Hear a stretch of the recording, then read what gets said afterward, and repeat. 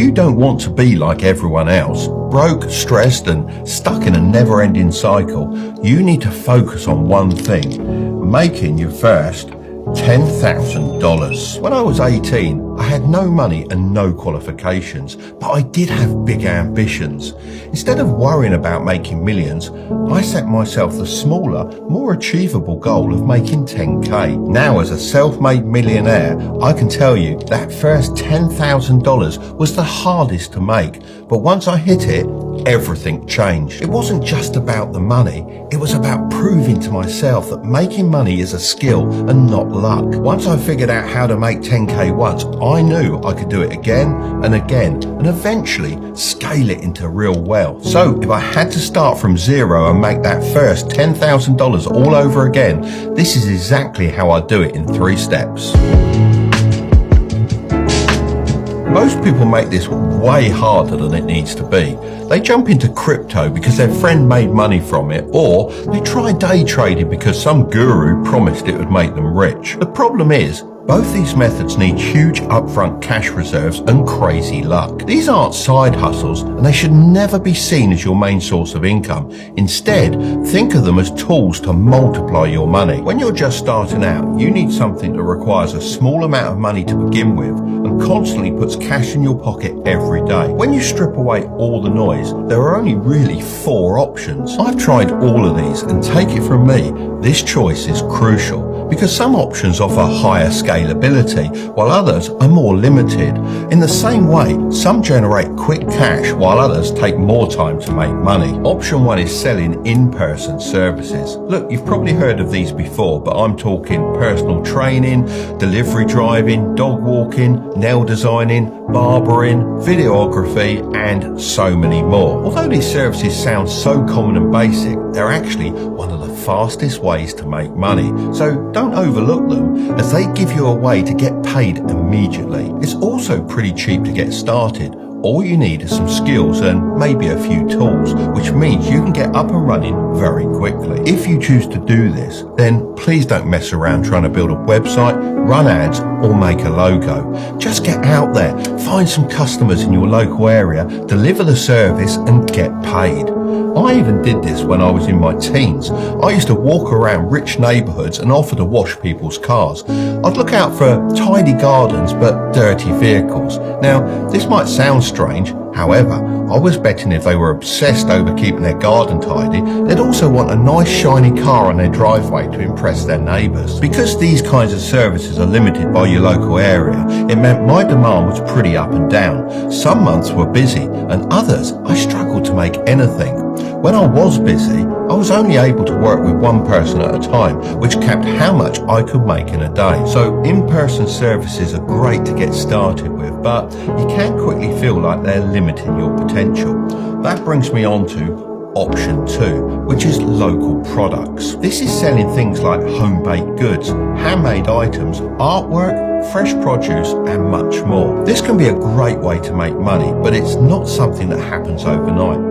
Unlike services where you get paid as soon as the job's done, selling local products takes time. I gave this a go using some of the profits from my car washing business. I bought some cheap model plane parts, then spent some time building each one up, and then sold them to people at the RC Flying Club, which I went to on the weekends. However, I quickly realised I was putting a lot of work in for very little money.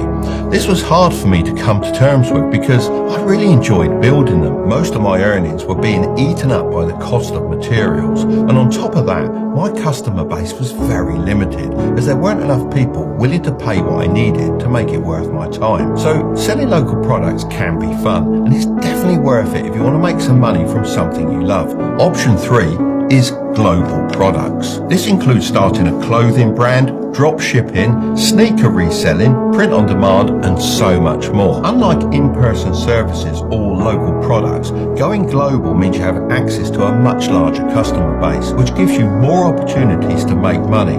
You're not limited to just the people in your town or city. Anyone, anywhere can buy from you. I was so excited about launching my own global products. I even flew all the way to China to partner with a manufacturer to produce my model aeroplane designs and sell them worldwide. Of course, you don't have to do this if you choose to go down the dropshipping or print-on-demand routes. However, this wasn't really an option when I started. If I'm honest, things started off pretty slowly for me because I had to keep reinvesting my profits back into new products to sell. Every sale required more investment. Once I sold 10 items, I then needed to buy 20 more to keep up. Instead of pocketing the profits, my money kept getting trapped in this endless cycle of restocking. Ultimately, was it worth it? 100%. However, you should only do this if you have the patience to wait 1 to 3 months for everything to start kicking off. So when this is up and running, it is probably the most passive, laziest way to make money that actually works. So that brings us on to option 4. Selling online services. This option wasn't actually possible for me when I was younger, but this is such an advantage nowadays. There are so many different online services you can offer. These include copywriting, video editing, thumbnail design, running ads, social media management. The list goes on. Selling online services actually combines the two biggest benefits from the in-person services and global products. This is because you get the global reach, but the profit margins of a service. With products, you might make 20 to 30% margin that needs to be reinvested. With services, you're looking at 70 to 80% margins that go straight into your pocket. Plus, you can start making money from day one. Look, all of these are fantastic ways to make $10,000 as a student, especially these last two options. However, if I wanted to start making money as fast as possible, then I'd go with option 4, selling online services. So now we need to figure out exactly what online service to offer. So start by asking yourself 3 questions. What are you really good at? What do you enjoy learning about? And what problems do businesses consistently struggle with? The sweet spot is where your answers overlap. Most people get stuck at this stage as they spend months or even years trying to perfect their skill before offering it to anyone. That is totally backwards. You need to start getting real-world experience as quickly as possible. So start by setting your prices under the normal market rate. Your main aim here is to earn and learn at the same time. Now let's take this one step further. This is the skill pyramid, made up of 4 elements that when mastered together transform a high-income skill into a $10,000 income. Miss just one and you'll stay stuck at the bottom, working hard but never breaking through. Element 1 is positioning. You see, not all online services are equal. The real money is in offering to help businesses make more money. That's because businesses think about money differently to individuals. When a business is making $50,000 a month, spending $2,000 to solve a problem isn't a big deal, as long as it helps them make more money. And take it from me, they have a lot of these problems. They need more customers, they need better systems, they need to stand out from their competition, and they need to convert more leads into sales. These problems never go away, and businesses are always willing to pay to solve them. On top of this, some industries simply have more money to spend than others. And if you think about how you can reposition yourself, you'll start making real money faster. Here are some ideas to get you thinking. Instead of being a video editor for small YouTubers, you could edit videos for an entrepreneur who sells a product. If you make random thumbnails for clients, you could instead aim to become the main designer for an established creator. And if you're a copywriter, don't write cheap articles. Instead, focus on optimizing landing pages. This isn't about learning more skills. It's about putting yourself where the money's being made. Element 2 is leverage. You'll never make $10,000 without leveraging value over time. Businesses don't pay for effort, they pay for results. If you stop charging for the hours you work and instead for the return on investment you provide, you'll instantly make more money. Let's say you choose to run Facebook ads. If you charge per hour, you're stuck with a fixed rate, and the client will always want to keep your hours low. But if you charge based on the money you bring in for the business, suddenly they're not thinking about cost, they're thinking about profit. And when they see that your work is directly making them money, they'll happily pay you more for it. The same goes for if you decide to offer social media management. If you just schedule posts and reply to comments, you're replaceable. But if you can prove that your strategy is bringing in more engagement, more leads and more sales, you become a valuable asset, not just an expense. Trust me, the moment you shift your pitch from what you do to what they gain, you'll find a lot of people are suddenly willing to pay a lot more. Element 3 is reach. One of the biggest mistakes people make when starting out is thinking they always have to chase clients, but that's not how the game should be played. Right from the start, you need to be thinking about how to make clients come to you. Recently, I was looking for a graphic designer for a specific task, making movie-style posters. So the first thing I did was look on TikTok for people who made these kinds of designs, and one person dominated the search results. So I reached out to him and asked him for his prices. He told me he was just posting some of his designs for fun on TikTok. He wasn't even doing it as a side hustle, so politely declined. However, his videos kept growing in popularity and his inbox was flooded with DMs asking to work with him. A few weeks later, he reached back out to me asking how to start getting paid. I helped him set up a proper business and now he works for me and many other clients. This just goes to show that you should always be putting your work out there online, even if you're just starting out or just doing something because you enjoy it. You never know what opportunities might come from it. So if you edit videos, show before and after clips to highlight how much better your edits make the content. If you design thumbnails, explain why your design got more clicks. And if you're learning social media, document how you're growing an account from scratch. Element 4 is automation. 95% of people that try to start a side hustle or business fail before they even really get going.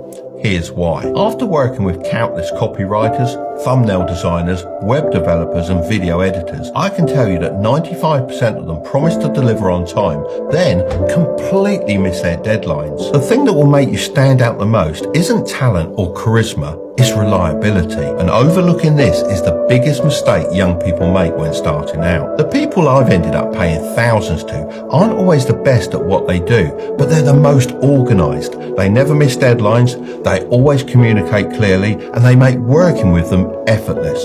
So take it from me. Being good at what you do is one thing, but being reliable is what gets you paid again and again. So how do you do this? Well, the most successful people I know don't rely on memory or messy notes. They use automation. And if you're thinking about making money online, you need something to help you keep track of everything. That's why I recommend using a CRM system. Odoo CRM is great. It helps you remember who you talked to, what they wanted, and what you need to do next. Instead of scrolling through emails or DMs trying to find what the client said, everything is in one place. I mean, you can visualize all your opportunities with this cool board, which helps you see the expected revenue at each stage, so you know where to focus your efforts. You can also use it to schedule calls and meetings effortlessly.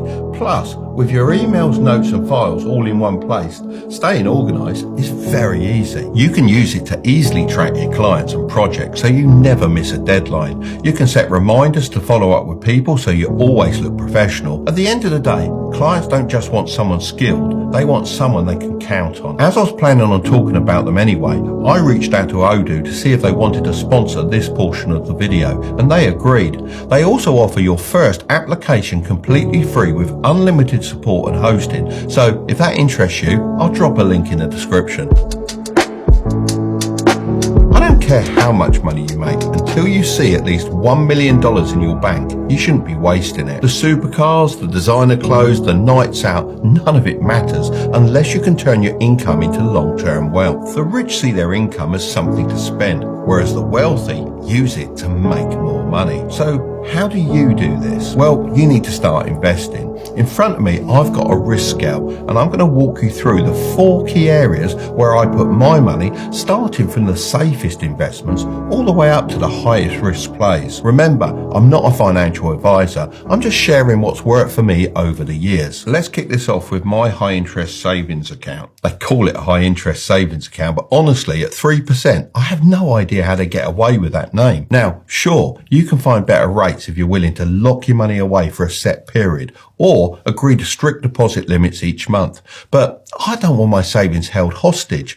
I want access to my money when I need it, not stuck behind some rule that says I can only withdraw on the first Tuesday of every leap year. And I know what some of you are thinking, Mark, this isn't really investing, this is just holding cash. And yeah, You've got a point. But having some cash on the sidelines means you're not forced to sell investments at the wrong time. Imagine the market crashes and you suddenly need money for an emergency. If you don't have cash saved up, you'll have no choice but to sell stocks at a loss, and that's the fastest way to lock in a bad decision. A high interest savings account is like your financial safety net.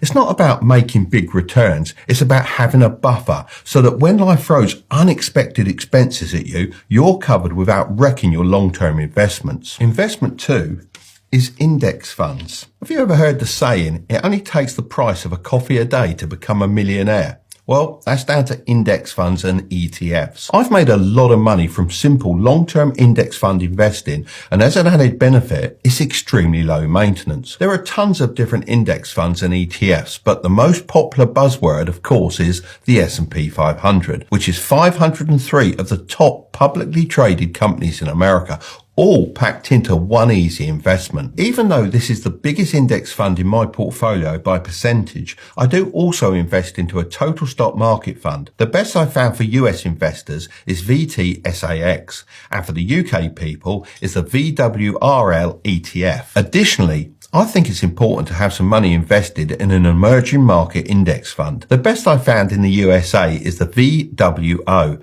and in the UK is the VFEM ETF. But there are lots of other emerging market funds available, so it's worth having a bit of a look around. If all those index fund names made you glaze over, then here's an awesome fact to wake you up. The average return of the S&P 500 over the last 10 years has been over 10%, which means if you invest just $5 instead of buying a coffee every single day from the age of 18 to 67 and achieve the same return, then you'd retire with over $1 million. And if you don't want to wait until you're 67, just invest more money. That's what I've done for many years, and it's worked really well for me. Investment 3 is individual stocks. Now, this is where things get exciting. Individual stocks can be a great way to start investing, especially with smaller amounts of money. They allow you to get hands-on experience with the market in a way that index funds don't. When I first started, I really enjoyed picking stocks and learning how to read companies' financial statements. Honestly, if I hadn't actually invested my own money, I doubt I'd ever have been motivated to understand how it all worked. That's why, when you're starting out, individual stocks can feel more engaging. Of course, they also come with higher risk. But if you're only investing a small amount, it can be a useful way to learn how the market moves without putting too much at stake. Another big advantage is that you get direct exposure to specific companies. With index funds, even if a company is performing incredibly well, it may only make up a small part of your portfolio. With individual stocks, you get to experience those gains more directly. But of course, this means more ups and downs, which is something to keep in mind. By the way, Trading 212 are currently giving away a free fractional share worth up to £200 when you use the code Tilbury and fund your account. So if you want to pick that up, I'll leave the link in the description below. Investment 4 is cryptocurrency. When Bitcoin first came out in 2009, I, like a lot of people, just assumed it was a scam. I was used to investing in real tangible assets like property and stocks, things backed by actual companies. The idea of some digital currency with no one in charge seemed way too risky. But as time went on, I started paying more attention. By early 2019, I decided to dip my toes in, and over the last few years, I've been steadily buying more Bitcoin and Ethereum. Looking back, it's been a solid move, and it's made me a decent amount of money. Now, I won't deny that altcoins and meme coins can make people crazy returns, but they're also way riskier. For every person who makes a fortune, there's plenty who lose it just as fast. These days, I'd say I'm a lot more bullish on crypto, but I'm still playing it smart, building my position slowly, dollar cost averaging, and making sure I'm not just jumping in at bad prices. Of course, crypto is super volatile, and like any investment, it carries risks. That's why it's important to do your own research and only invest what you can afford to lose. If you're ready to learn how to invest in everything I just talked about, then I'll leave that video right up there. But don't click on it just yet. Make sure to subscribe if you want to grow your wealth, okay? I'll see you over there.